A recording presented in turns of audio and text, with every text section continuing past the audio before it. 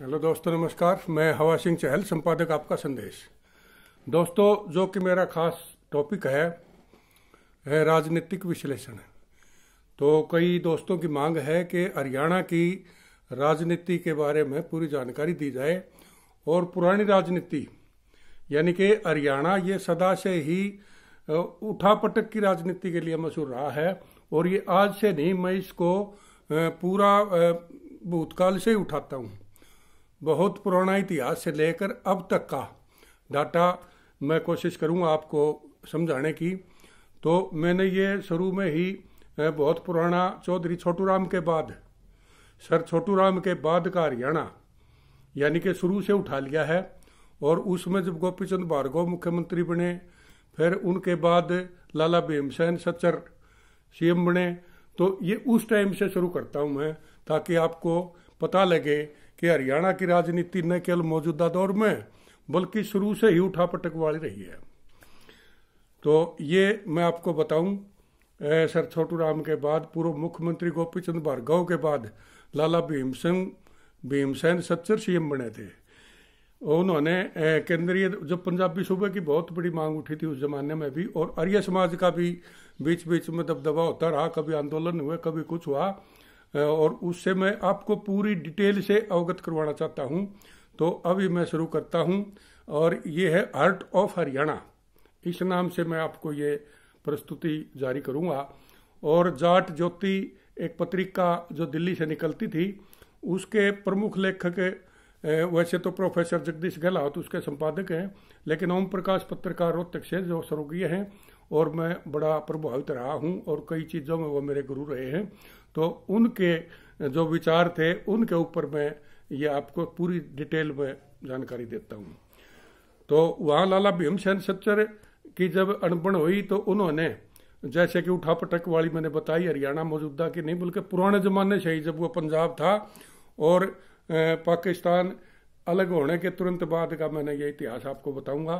केंद्रीय नेताओं से विचार विमर्श कर उनका निर्देश पाकर पंजाब के तत्कालीन मुख्यमंत्री लाला भीमसेन सच्चर दिल्ली से शिमला लौट आए, क्योंकि उस टाइम में पूर्वी पंजाब की राजधानी शिमला होती थी। प्रदेश की राजधानी शिमला लौटकर सच्चर साहब ने 6 सितंबर सन 1949 को एक पत्र अपनी कांग्रेस पार्टी के प्रमुख विधायकों, जिनमें जालंधर डिवीजन और अंबाला डिवीजन दोनों के थे, के नाम लिखा, ताकि भाषाई फार्मूला जो केंद्र सरकार ने उन्हें सुझाया था उस पर उनके आम सहमति ली जाकर उसे मंत्रिमंडल के सम्मुख रखकर पूर्ण रूप से मंजूरी ली जाकर प्रदेश पर लागू किया जा सके।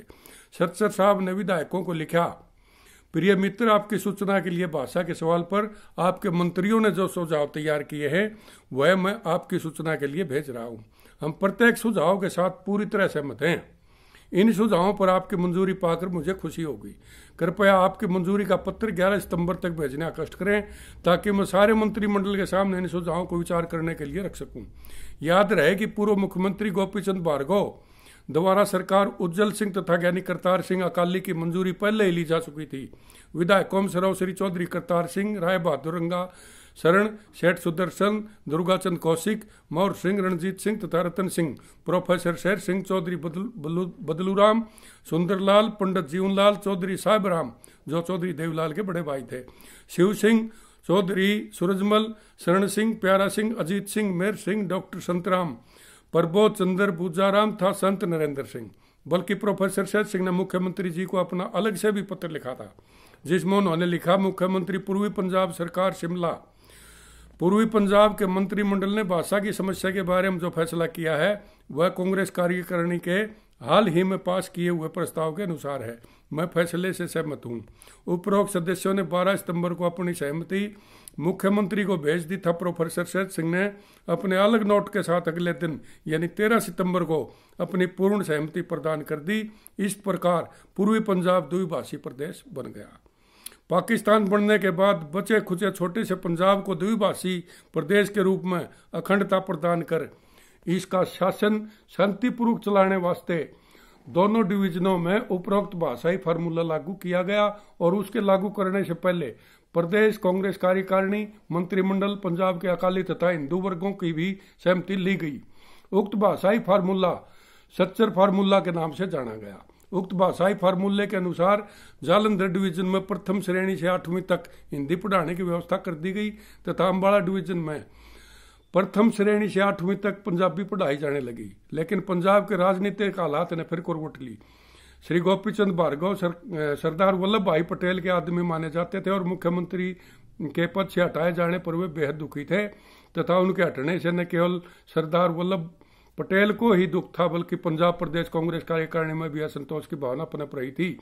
अतः 10 अक्टूबर सन 1949 को केंद्र सरकार ने लाला भीमसेन सच्चर को मुख्यमंत्री के पद से हटा दिया तथा 18 अक्टूबर को उनके स्थान पर पुण्य श्री गोपीचंद भार्गव को मुख्यमंत्री बना दिया।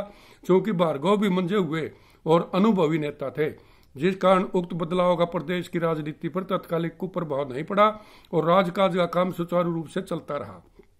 दुर्भाग्य से 15 सितंबर सन 1950 के दिन सरदार वल्लभ भाई पटेल का स्वर्गवास हो गया, जिस पर गोपीचंद भार्गव कई पांव उखड़ गए। देश पर स्वतंत्र भारत का संविधान लागू कर दिया गया तथा श्री राजगोपालाचार्य के स्थान पर डॉक्टर राजेंद्र प्रसाद भारत के प्रथम राष्ट्रपति के रूप में विराजमान हो चुके थे और आगामी स्वतंत्र भारत के प्रथम चुनाव की तैयारी चल रही थी। अलग से निर्वाचन आयोग की स्थापना भी की जा चुकी थी। मार्च सन 1952 में बैलेट बॉक्स के द्वारा संविधान अनुसार गुप्त मतदान की व्यवस्था भी की घोषणा हो चुकी थी। उसी दौरान श्री भीमसेन सच्चर ने विदाव खेला और पंजाब प्रदेश कांग्रेस कार्यकारिणी के अधिकांश सदस्यों द्वारा दिल्ली की उच्च कमान को लिखकर भिजवा दिया कि गोपीचंद भार्गव के नेतृत्व में हमारा विश्वास नहीं है और आगामी चुनाव के नेतृत्व में निष्पक्ष नहीं हो सकेगा, अतः इन्हें तुरंत मुख्यमंत्री के पद से हटाया जाए। दिल्ली उच्च कमान भी इशारा चाहती थी, क्योंकि चुनाव के केवल 6-7 महीने ही बाकी थे और उच्च कमान प्रदेश में भार्गव के ग्रुप को निराश या नाराज भी नहीं करना चाहती थी।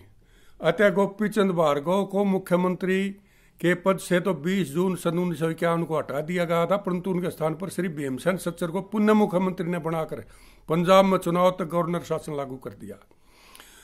मार्च सन 1952 का चुनाव सर चंदूलाल त्रिवेदी तत्कालीन गवर्नर पंजाब के शासन के अधीन कराया गया। उक्त चुनाव के लिए कांग्रेस पार्टी में जो टिकटों बंटवारा हुआ उसमें भी भीमसेन सच्चर पूरी तरह हावी रहे और गोपीचंद भार्गव एक प्रकार से हाशिए पर चले गए।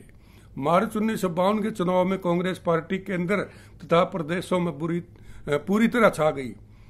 पूरे देश में कांग्रेस के अतिरिक्त किसी भी प्रदेश में कोई अन्य दल नहीं जीत सका। पंजाब में भी कांग्रेस पार्टी को पूर्ण बहुमत प्राप्त हो गया। लाला भीमसेन सच्चर सर्वसम्मति से पंजाब प्रदेश कांग्रेस विधायक दल के नेता चुन लिए गए। 17 अप्रैल सन 1952 को लाला भीमसेन सच्चर ने पुण्य पंजाब के मुख्यमंत्री का कार्यभार संभाला। श्री सच्चर ने विधानसभा के पहले सत्र में ही पंचायत एक्ट पास करवा दिया और जून 1952 में सारे पंजाब में पंचायत एक्ट के अधीन गांव-गांव में ग्राम पंचायतों का गठन किया गया।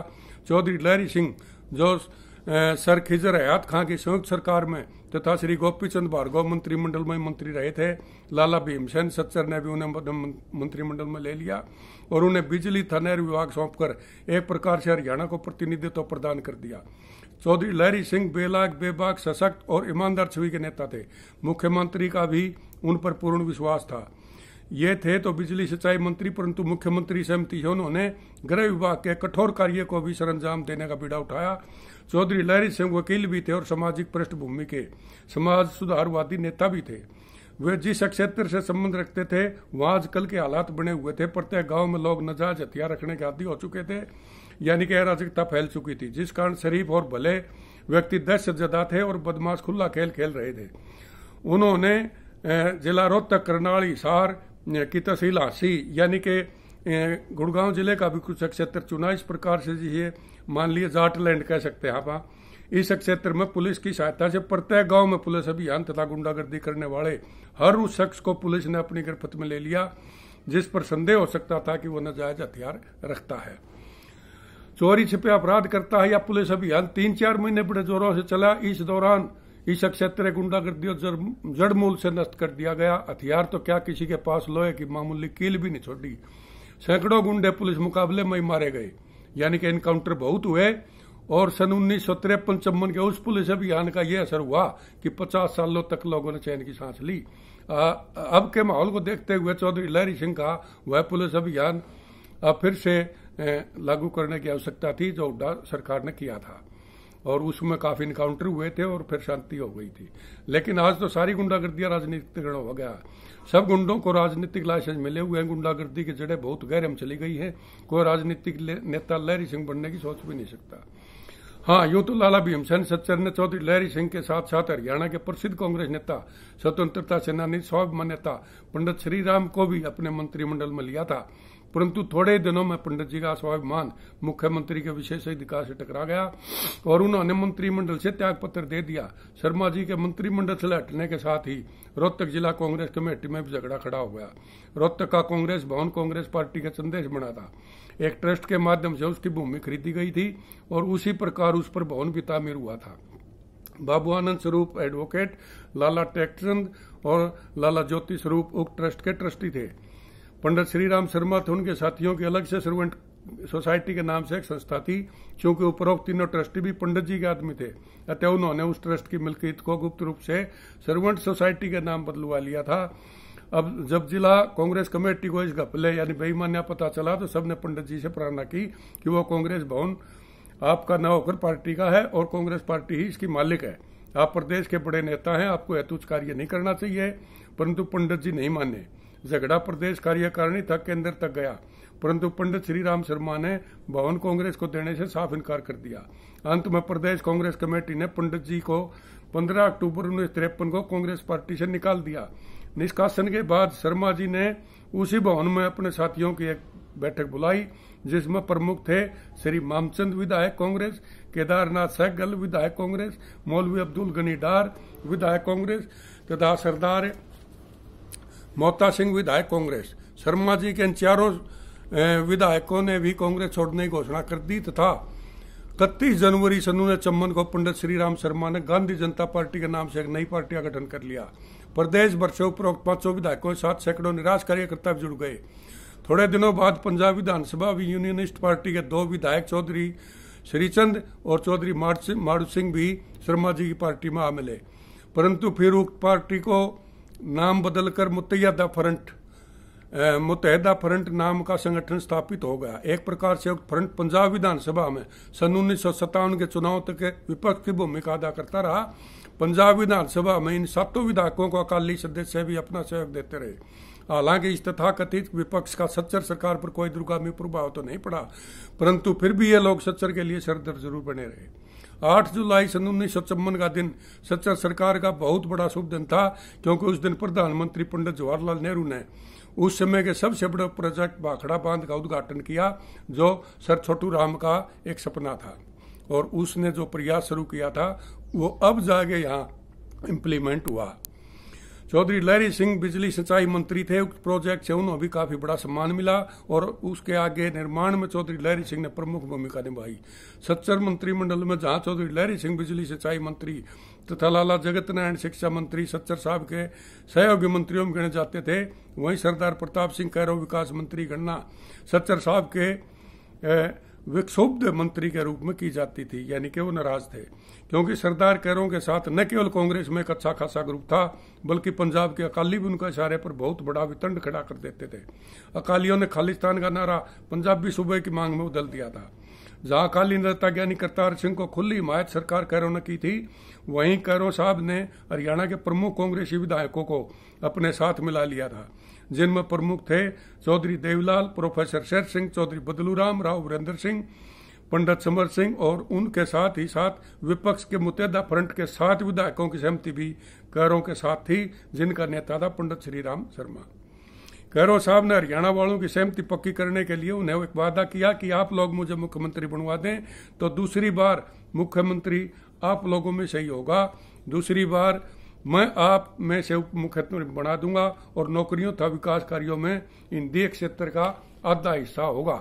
हालांकि इस प्रकार के राजनीतिक समझौते सामयिक होते हैं और उनकी कोई कीमत नहीं होती, परंतु फिर भी तत्कालिक प्रभाव के लिहाज से उनका काफी महत्व होता है। एक प्रकार से पंजाब की सरकार लाला भीमसेन सच्चर के नेतृत्व में सुचारू रूप से चल रही थी। प्रदेश में प्रथम पंचवर्षीय योजना को लागू किया जा चुका था। पंचायत एक्ट के अधीन सारे पंजाब के गांवों में पंचायत का भी गठन हो चुका था। भाखड़ा बांध की आधारशिला भी रखी जा चुकी थी। सहकारी एक्ट के माध्यम से गांव गांव में सहकारी संस्थाएं भी कायम की जा रही थी। पंजाब के लिए नई राजधानी का नामकरण चंडीगढ़ किया जाकर कोई 1 दर्जन गांव अम्बाड़ा की तहसील खरड़ के खाली करवाकर उनकी भूमि का अधिग्रहण कर फरवरी सन 1953 से राजधानी का निर्माण कार्य भी प्रारंभ हो चुका था। नई राजधानी भाखड़ा बांध परियोजना तथा प्रथम पंचवर्षीय योजना वास्ते केंद्र से करोड़ों का अनुदान भी स्वीकृत हो चुका था, परंतु एक नई राजनीतिक समस्या सच्चर साहब के सामने आ खड़ी हुई। उन्हीं के मंत्रिमंडल के एक सहयोगी विकास मंत्री सरदार प्रताप सिंह कैरो ने कांग्रेस विधायकों के निराश धड़े में सेंध लगा ली। उन्हें विपक्ष का भरपूर समर्थन मिला और उन्हें तय कर लिया कि इसको हटाना है। पंडित श्री राम शर्मा का मुत्तैदा फ्रंट, अकाली नेता ज्ञानी करतार सिंह आदि की सहमति भी हासिल हो गई। अपनी पूरी शक्ति के बूते पर सरदार कैरो प्रधानमंत्री नेहरू से दिल्ली में मिले और नेतृत्व बदलने का सुझाव रखा। क्योंकि नेहरू जी सच्चर साहब से पूरी तरह संतुष्ट एवं खुश थे, उन्होंने कैरो को धमका दिया और निराश लौटा दिया। कुछ दिन बाद पंडित श्री राम शर्मा और ज्ञानी करतार सिंह ने नेहरू को लिखा कि यदि आपने पंजाब के में नेतृत्व नहीं बदला तो विधानसभा आगामी सत्र में सच्चर के विरुद्ध अविश्वास प्रस्ताव रखा जाएगा, जिसमें कांग्रेसी सदस्य भी हमारा साथ देंगे और इसी सत्र में सरकार गिरा दी जाएगी। इस सारे गड़बड़ घोटाले सच्चर साहब को भी पता लग चुका था और वे भी चिंतित थे। इसी विषय पर विचार विमर्श के लिए उन्हें प्रधानमंत्री नेहरू ने दिल्ली बुलाया। हालांकि नेहरू जी सच्चर को हटाना नहीं चाहते थे, परंतु सच्चर साहब ने मुलाकात के दौरान ये पता लग गया कि उनके पास बहुमत नहीं है, तो उन्होंने अपना इस्तीफा दे दिया और पूरी जांच करने की गुहार की। जांच के हिसाब से माहौल सच्चर के विरुद्ध पाया गया। प्रधानमंत्री भी सदन में अविश्वास की प्रक्रिया बचना चाहते थे, क्योंकि सदन में अविश्वास का मतलब था कांग्रेस सरकार की समाप्ति। और इस बारे में चौधरी साहब राम और जो देवीलाल का ग्रुप था वो भी सारे प्रताप सिंह कैरो के हक में खड़े हुए थे। और यहाँ से भी जो आज की राजनीति को हम बदली हुई मानते हैं, ये उससे भी ज्यादा उस टाइम की कठोर राजनीति थी। और बाकी अगले अंक में बताऊंगा। आपका संदेश चैनल को सब्सक्राइब करें, अच्छा लगे तो लाइक करें। और ये पूरा मैंने यहाँ से शुरू कर दिया है, आगे पूरा जो आर्ट ऑफ हरियाणा यानी कि आज तक का जो इतिहास है मौजूदा, ये प्रदेश बनने से बाद का जो भी इतिहास होगा टोटली मैं आपको बताऊंगा। नमस्कार, जय हिंद।